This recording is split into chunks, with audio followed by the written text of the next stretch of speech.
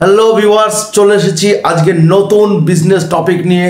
তোমাদের বন্ধু আমি সৌমেন চলে এসেছি নতুন বিজনেস আইডিয়া নিয়ে আবারও আলোচনা করতে, আবারও এক নতুন ভিডিও নিয়ে। তো চলো আজকের নতুন বিজনেস আইডিয়াটা শুরু করার আগে জেনে নিই কি নিয়ে আমরা আলোচনা করব। আজকের নতুন বিজনেস, আজকের টপিক হচ্ছে আমাদের গার্মেন্ট বিজনেস, অর্থাৎ কাপড়ের ব্যবসা। কাপড়ের ব্যবসায় হিউজ লাভ, এটা আমরা অনেকেই ধারণা। ঠিক যেমনটা আমাদের কথ্য ভাষায় রয়েছে, সুতো আর জুতোর দাম নাকি আমরা জানি না, বোঝা মুশকিল। এটা ভুল ধারণা। আমরা যতটা যে জিনিসের লাভ দেখতে পাই না, ঠিক সেই জিনিসের পিছনেই একটা বড় লসের ফাঁদ লুকিয়ে থাকে, সেটা কিন্তু আমরা দেখতে পাই না। কিন্তু যখন আমরা এই বিজনেসটা করতে যাই তখন গিয়ে বুঝতে পারি যে হ্যাঁ, আলটিমেটলি আমি কতটা লুজার। তাহলে আজকে আমাদের যে কয়েকটা কারণের জন্য বিজনেসের লস হয়, এই গার্মেন্ট বিজনেসগুলো ডুবে যাচ্ছে, অনেকে পয়সা ইনভেস্ট করেও বিজনেসটা দাঁড় করাতে পারছে না, সেই টপিকগুলো নিয়ে আজকে আলোচনা করবো আমাদের এই ভিডিওতে। তো চলো শুরু করা যাক আজকের সেই দুর্দান্ত ধামাকাদার ভিডিও, গার্মেন্ট বিজনেস কেন লস হয়। আজকের টপিকে 8টা পয়েন্ট বলবো। এই 8টা পয়েন্ট যদি ঠিকঠাকভাবে মেনে চলতে না পারো তাহলে তোমার বিজনেস কখনোই দাঁড়াবে না। এবং এই 8টা কারণের জন্যই ফলো করে দেখবে ম্যাক্সিমাম বিজনেসম্যান লুজার, বাড়িতে হোক বা দোকানে। এই 8টা নিয়ম তোমার জন্য সব সময় প্রযোজ্য। তো চলো শুরু করি তাহলে।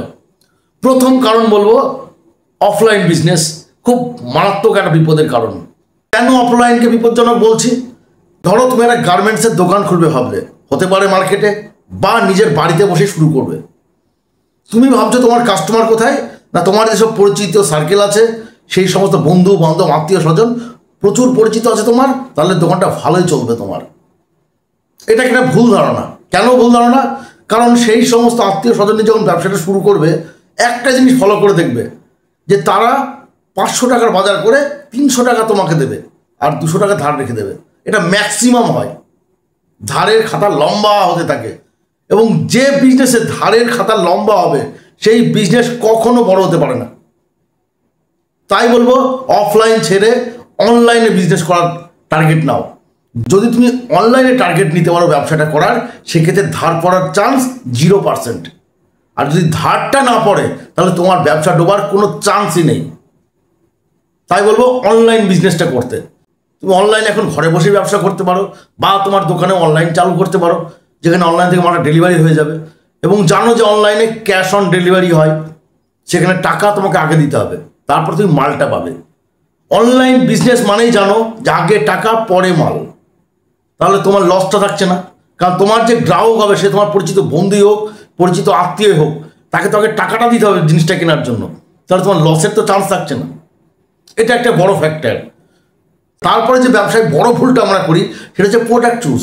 দেখো, আমরা প্রোডাক্ট চুজ করতে না মাল্টিপল প্রোডাক্ট চুজ করে ফেলি। প্রথমে ভাবি আমার দোকানে বাচ্চাদের জিনিস রাখবো, বড়দের জিনিস রাখবো, বয়স্কদের জিনিস রাখবো, ছেলেদের প্যান্ট রাখবো, মেয়েদের শাড়ি রাখবো। এইসব হাবি জাবি ভাবতে গিয়ে না আমরা ব্যবসাটাকে বড় ফাঁপানোর চেষ্টা করি। কিন্তু আলটিমেটলি যেখানে দেখবে অধিক সন্ন্যাসী হয়, সেখানে কিন্তু গাজনটা নষ্ট হয়ে যায়। ঠিক ব্যবসাতেও তাই। তুমি যখনই মাল্টিপল চয়েস নিয়ে ব্যবসা করতে নামবে, মাল্টিপল জিনিস তুমি ভাববে মাথার মধ্যে, তখনই দেখবে তোমার বিজনেসের ঠিকঠাক ক্যাপাসিটি পাচ্ছ না। তুমি বুঝতে পারছো না কোথায় কখন বেশি ইনভেস্ট হয়ে যাচ্ছে।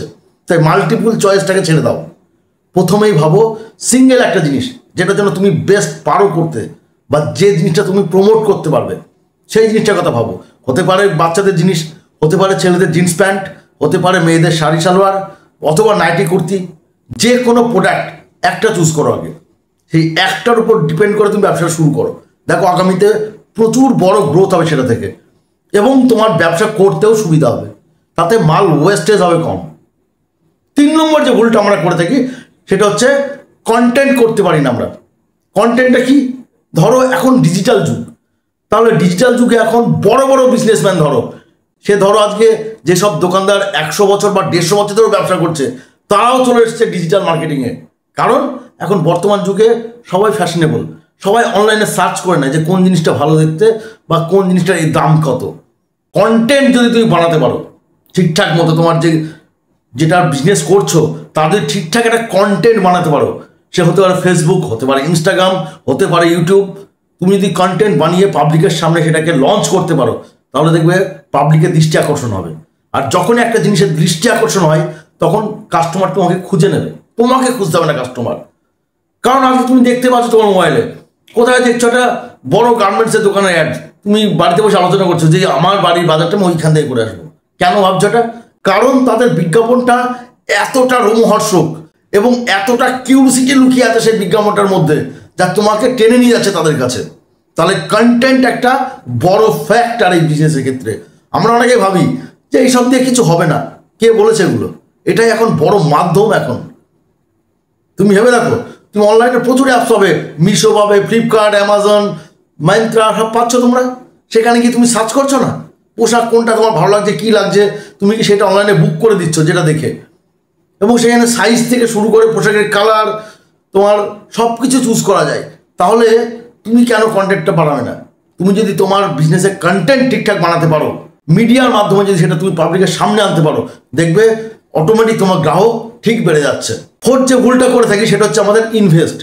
দেখো, প্রচুর পয়সা থাকলে তো ব্যবসা করা যায় সহজেই, বা ইনভেস্টও করা যায় প্রচুর, কিন্তু যাদের ইকোনমিক স্ট্রাকচার একটু দুর্বল, যারা মধ্যবিত্ত বা গরিব ফ্যামিলিতে বিলং করছে, তারাও তো ব্যবসা করতে চায়।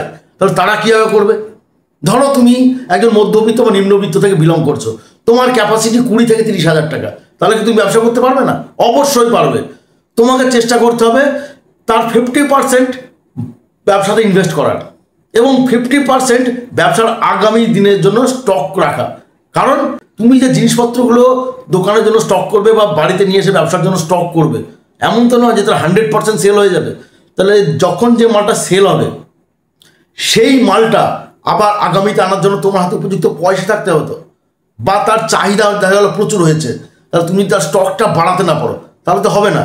তাহলে তুমি যদি 30,000 টাকা থাকলো পুরোটাই লাগিয়ে দিলে ব্যবসাতে, তাহলে পুরোটা যদি ব্যবসাতেই লাগিয়ে দাও, তাহলে আগামীতে মালটা আনবে কী করে? পরবর্তীকালে কিছু স্টেপ নিতে গেলে তোমাকে তো ধোঁয়াশায় জীবন কাটাতে হবে, তাহলে তো ব্যবসাটা বন্ধ হয়ে থাকবে, মুখ থুবড়ে পড়ে যাবে। এবং এই ভুলটার কারণে অনেক ব্যবসা বন্ধ হয়ে যায়, কারণ আগামীর চিন্তা তারা করে না। ফিফথ যে পয়েন্টটা বলবো সেটা হচ্ছে টেকনিক্যাল অ্যালার্জি।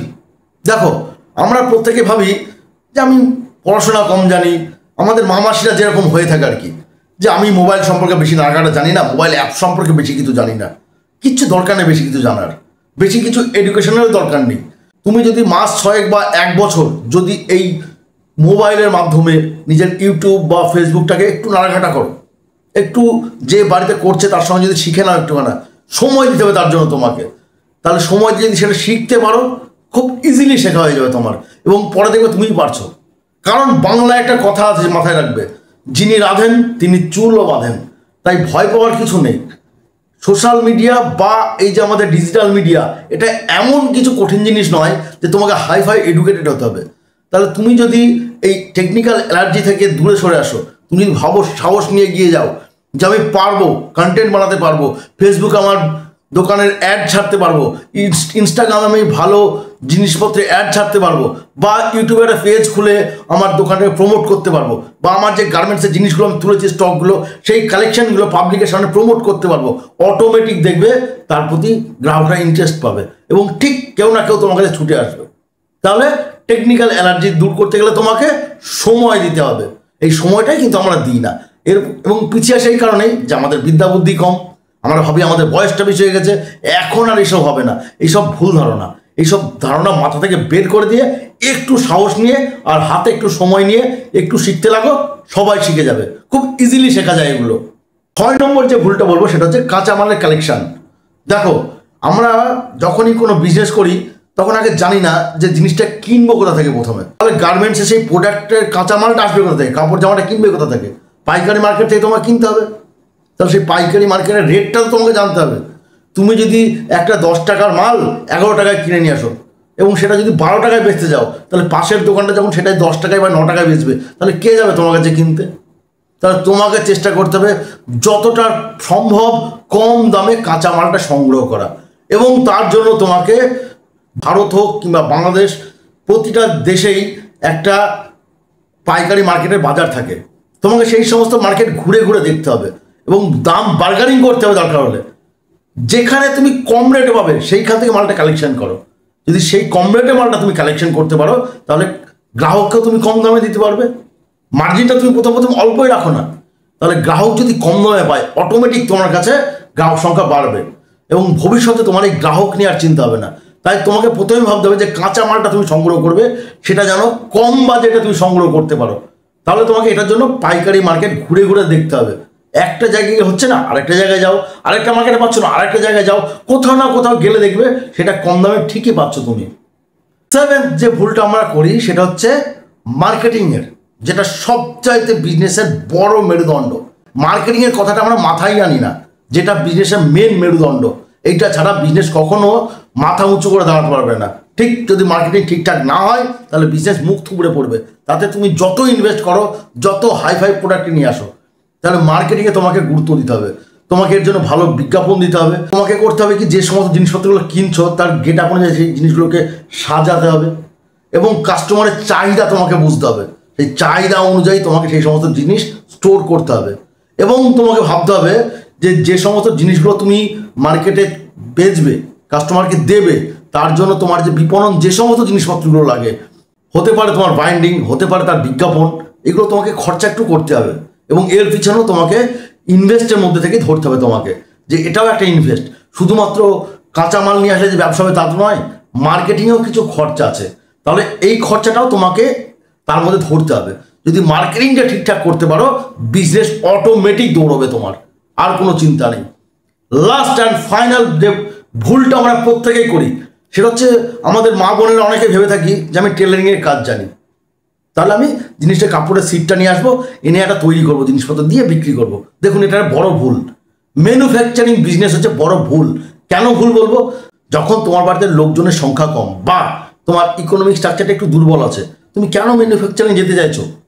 ম্যানুফ্যাকচারিং ইউনিট মানেই বড় খরচার জিনিস এবং অনেক হ্যান্ডস লাগে সেই বিজনেস করতে গেলে। তাহলে তুমি যে জিনিসটা কাপড়টা কিনে এনে বানাবে, বানিয়ে তারপরে সেই গ্রাহককে দেবে, একটা দীর্ঘ সময়ের ব্যাপার আছে। কিন্তু তুমি যদি রেডিমেড নিয়ে আসো মার্কেট থেকে, পাইকারি মার্কেট থেকে যদি রেডিমেড কালেকশনটা করো কম দামে, সেক্ষেত্রে কী হবে, তোমার বিজনেসটা করতেও সুবিধা, কারণ তুমি এক জায়গা থেকে মালটা নিয়ে আসছো, এসে কাস্টমারকে ডেলিভারি করছো। তাহলে এই যে রেডিমেড মালের বড় সুবিধা হচ্ছে প্রেজেন্ট করা খুব সোজা। তাহলে তুমি যদি মালটাকে ঠিকঠাকভাবে রিপ্রেজেন্ট করতে পারো পাবলিকের সামনে ইনস্ট্যান্ট, তাহলে তোমার তো লেবার চার্জ লাগছে না, কারণ তুমি তো মালটা পাইকারি নিয়ে আসছো একটা রেডিমেড এবং তুমি সেটা নিজেই কাস্টমারকে রিপ্রেজেন্ট করছো। তাহলে রিপ্রেজেন্ট করাটা সোজা হয়ে যাচ্ছে তোমার কাছে। কিন্তু ম্যানুফ্যাকচারিং করতে গেলে তোমাকে 2-4টে লোক রাখতে হবে, কারণ একটা লোক এসে তোমার সিট কাটবে, তুমি বানাবে, বানানোর পর একজন সেটা প্যাকিং করবে, প্যাকিং করার পর তোমার সেটা স্টোর রুমে জমা হবে। তাহলে এতগুলো সার্কেল বেয়ে তোমার এই বিজনেসটা আসছে, সেটা ভালো না রেডিমেড ভালো? যদি মনে হয় যে 8টা পয়েন্ট আজকে তোমাদের বললাম, এই 8টা পয়েন্ট কোথাও যদি ভাবো যে তোমার ব্যবসার এই 8টা পয়েন্টের মধ্যে হ্যাঁ এই জিনিসটা তোমার ভুল, কারণ 8টা পয়েন্টের মধ্যে তোমার কোথাও না কোথাও একটা ভুল লুকিয়ে আছে, সেটা তুমি খুঁজে পেয়ে যাবে। এবং যদি আজই সূর্য নিতে পারো তাহলে তোমার ব্যবসা আবার সোজা হয়ে দাঁড়াবে। তাই বন্ধুরা, কেমন লাগলো ভিডিওটা অবশ্যই কমেন্ট বক্সে জানাতে ভুলবেন না এবং আগামীতে আরও নতুন নতুন বিজনেস আইডিয়া পেতে আমাদের চ্যানেলটা সাবস্ক্রাইব করে পাশে থাকবেন এবং ভালো লাগলে লাইক কমেন্ট শেয়ার করার অনুরোধ রইল। ভালো থাকবেন, আবার দেখা হবে নতুন কোনো ভিডিওতে নতুন টপিক নিয়ে।